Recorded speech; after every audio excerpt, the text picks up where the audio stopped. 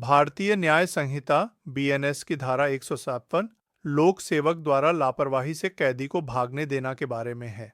इसे आसान हिंदी में समझते हैं। धारा 157 लोक सेवक द्वारा लापरवाही से कैदी को भागने देना। यह धारा उन सरकारी कर्मचारियों, लोक सेवकों पर लागू होती है जिनकी हिरासत में कोई कैदी होता है और उनकी लापरवाही के कारण वह कैदी भाग निकलता है। इसका मतलब क्या है?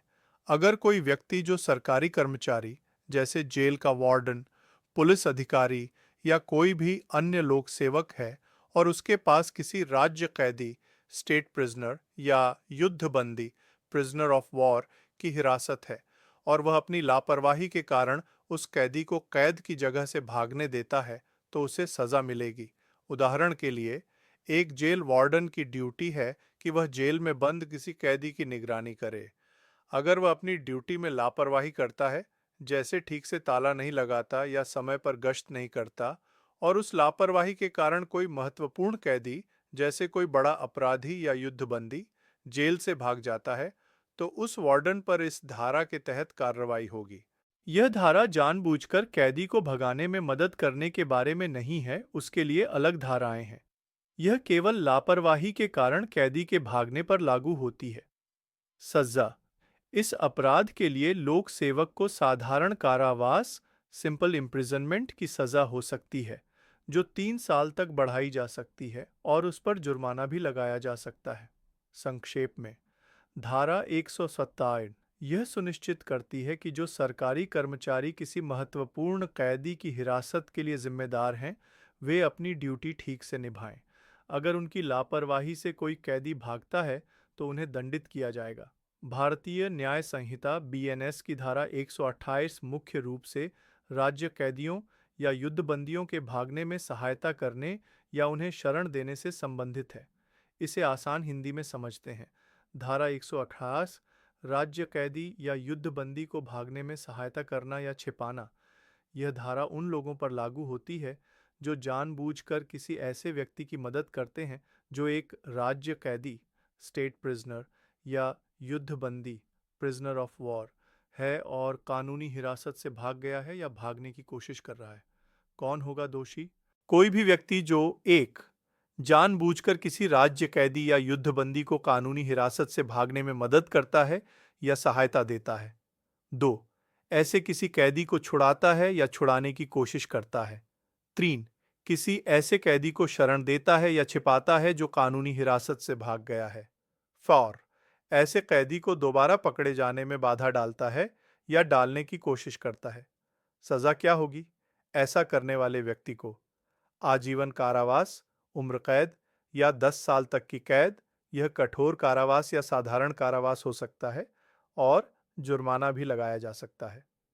स्पष्टीकरण, उदाहरण। राज्य कैदी या युद्धबंदी कौन है?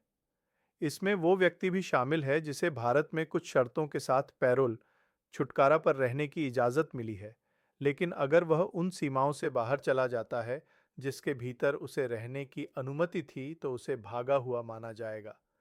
सरल शब्दों में कहें तो यह धारा यह सुनिश्चित करती है कि अगर कोई व्यक्ति किसी ऐसे कैदी जो सरकार या सेना द्वारा हिरासत में है को भागने में मदद करता है, उसे छिपाता है या उसे फिर से पकड़े जाने से रोकता है, तो उसे बहुत गंभीर सजा मिलेगी। इसका उद्देश्य देश की सुरक्षा और कानूनी व्यवस्था को बनाए रखना है। भारतीय न्याय संहिता बीएनएस की धारा 129 मुख्य रूप से सेना, नौसेना और वायुसेना से जुड़े गंभीर अपराधों से संबंधित है। इसे आसान हिंदी में समझते हैं। धारा 129 विद्रोह के लिए उकसाना या किसी सैनिक, नाविक या वायुसैनिक को उसके कर्तव्य से विमुख करने का प्रयास करना। यह धारा उन लोगों को अपराधी मानती है जो भारत सरकार की सेना, आर्मी, नौसेना, नेवी या वायुसेना, एयरफोर्स के किसी अधिकारी, सैनिक, नाविक या वायुसैनिक को वर्ण, विद्रोह, म्यूटनी करने के लिए उकसाते हैं। इसका मतलब है कि कोई व्यक्ति किसी सैनिक या अधिकारी को सरकार के खिलाफ बगावत या विद्रोह करने के लिए भड़काता है या प्रेरित करता है। 2. उसे उसके कर्तव्य से भटकाने की कोशिश करते हैं। इसका अर्थ है कि कोई व्यक्ति किसी सैनिक, नाविक या वायुसैनिक को उसकी वफादारी या उसके सैनिक कर्तव्यों से हटाने या विचलित करने का प्रयास करता है। सजा, पनिशमेंट। अगर कोई व्यक्ति ऐसा अपराध करता है और उसके उकसाने या प्रयास के कारण वास्तव में विद्रोह हो जाता है, तो उसे मृत्युदंड, डेथ, या आजीवन कारावास, इम्प्रिजनमेंट फॉर लाइफ, या किसी भी प्रकार के कारावास से जिसकी अवधि 10 साल तक हो सकती है, और जुर्माना भी लगाया जा सकता है। संक्षेप में, धारा 129 का उद्देश्य सशस्त्र बलों के भीतर अनुशासन और वफादारी बनाए रखना है। ये उन लोगों को दंडित करती है जो सैनिकों को सरकार के खिलाफ बगावत करने के लिए उकसाते हैं या उन्हें उनके देश के प्रति कर्तव्यों से भटकाने की कोशिश करते हैं। यह एक बहुत ही गंभीर अपराध है क्योंकि यह देश की सुरक्षा और स्थिरता को सीधे तौर पर प्रभावित करता है। भारतीय न्याय संहिता बीएनएस की धारा 160 एक महत्वपूर्ण धारा है जो विद्रोह को उकसाने से संबंधित है, खासकर सेना, नौसेना और वायुसेना के संदर्भ में। इसे आसान हिंदी में समझते हैं। धारा 160 विद्रोह के लिए उकसाना, abetment of mutiny.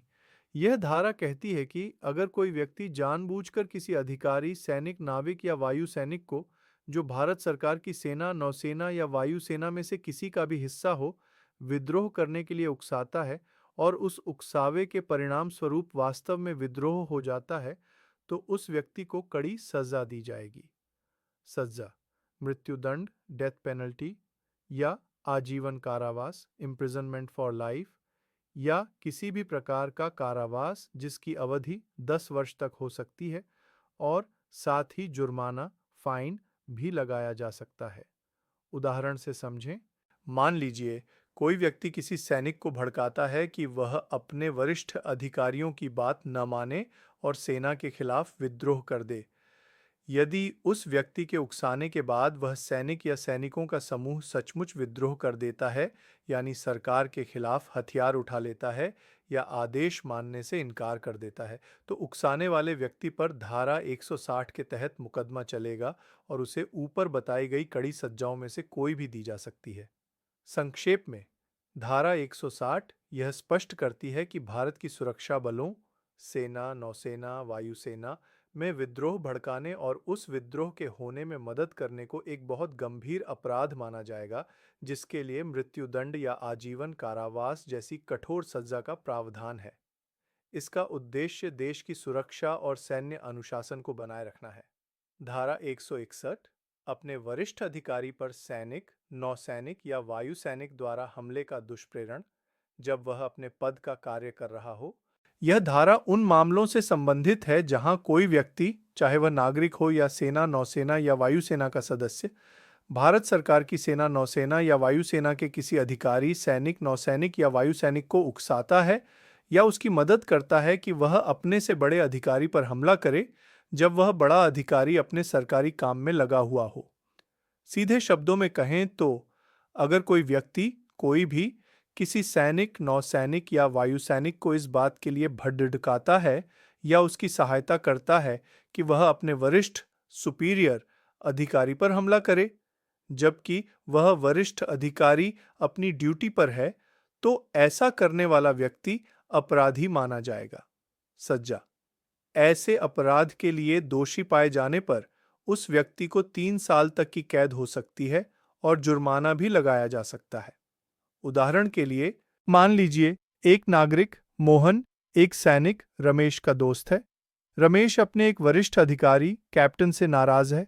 Mohan Ramesh को उकसाता है और कहता है कि वह कैप्टन पर हमला करे जब वह परेड का निरीक्षण कर रहा हो। रमेश मोहन के बहकावे में आकर कैप्टन पर हमला कर देता है। इस स्थिति में मोहन को भारतीय न्याय संहिता की धारा 161 के तहत कैप्टन पर हमले का दुष्प्रेरण करने के लिए दंडित किया जाएगा। यह धारा विशेष रूप से सशस्त्र बलों में अनुशासन बनाए रखने और वरिष्ठ अधिकारियों की सुरक्षा सुनिश्चित करने के लिए बनाई गई है ताकि ड्यूटी पर रहते हुए उनके खिलाफ कोई हिंसा न भड़का सके। धारा 152 ऐसे हमले का दुष्प्रेरण यदि हमला किया गया हो, abetment of such assault if assault committed. यह धारा सेना, नौसेना या वायु सेना के अधिकारियों, सैनिकों, नाविकों या वायु सैनिकों द्वारा अपने वरिष्ठ अधिकारियों पर किए जाने वाले हमलों से संबंधित है, खासकर जब ऐसे हमले के लिए किसी और ने उकसाया हो। सीधे शब्दों में इसका मतलब है, अगर कोई व्यक्ति भारत सरकार की सेना, नौसेना या वायुसेना में किसी अधिकारी, सैनिक, नाविक या वायु सैनिक को उसके वरिष्ठ अधिकारी पर हमला करने के लिए उकसाता है, जबकि वह वरिष्ठ अधिकारी अपना काम कर रहा हो, यानी अपने पद के कर्तव्यों का पालन कर रहा हो, और उस उकसावे के परिणाम स्वरूप वास्तव में वह हमला हो जाता है, तो उकसाने वाले व्यक्ति को सजा मिलेगी। सजा: ऐसे अपराध के लिए उकसाने वाले व्यक्ति को 7 साल तक की कैद हो सकती है या साधारण या कठोर कारावास हो सकता है। जुर्माना भी लगाया जा सकता है। उदाहरण के लिए, मान लीजिए एक व्यक्ति सेना के एक जवान को उकसाता है कि वह अपने कैप्टन एस पर हमला करे, क्योंकि एस ने बे को कोई आदेश दिया था। अगर वो उस उकसावे के कारण वास्तव में इस पर हमला कर देता है, तो आ को धारा 162 के तहत सजा मिलेगी। संक्षेप में, यह धारा उन लोगों को दंडित करती है जो भारत की सशस्त्र सेनाओं के कर्मियों को उनके कर्तव्य पर मौजूद वरिष्ठ अधिकारियों पर हमला करने के लिए उकसाते हैं, और अगर उस उकसावे के कारण हमला हो जाता है। इसका उद्देश्य सेना में अनुशासन और पदानुक्रम को बनाए रखना है। भारतीय न्याय संहिता बीएनएस 2023 की धारा 106 थल सैनिक, नाविक या वायु सैनिक को भागने के लिए उकसाना, abetment of desertion of soldier, sailor और एयरमैन, यह धारा सेना, नौसेना या वायुसेना से संबंधित अपराधों के अध्याय 8 का हिस्सा है। साधारण हिंदी में इसका मतलब, अगर कोई व्यक्ति भारत सरकार की थल सेना, नौसेना या वायुसेना के किसी भी अधिकारी, सैनिक, नाविक या वायु सैनिक को अपनी ड्यूटी छोड़कर भाग जाने, डिजर्शन के लिए उकसाता है या उसकी मदद करता है, तो यह एक अपराध होगा। सज़ा: ऐसे व्यक्ति को 2 साल तक की कैद हो सकती है, या जुर्माना लगाया जा सकता है, या दोनों से दंडित किया जा सकता है। उदाहरण: मान लीजिए एक व्यक्ति किसी भारतीय सैनिक को यह कहकर बहकाता है कि वह अपनी यूनिट से भाग जाए और ड्यूटी पर न रहे, या वह सैनिक को भागने में मदद करने के लिए उसे छुपाता है या उसे पैसे देता है।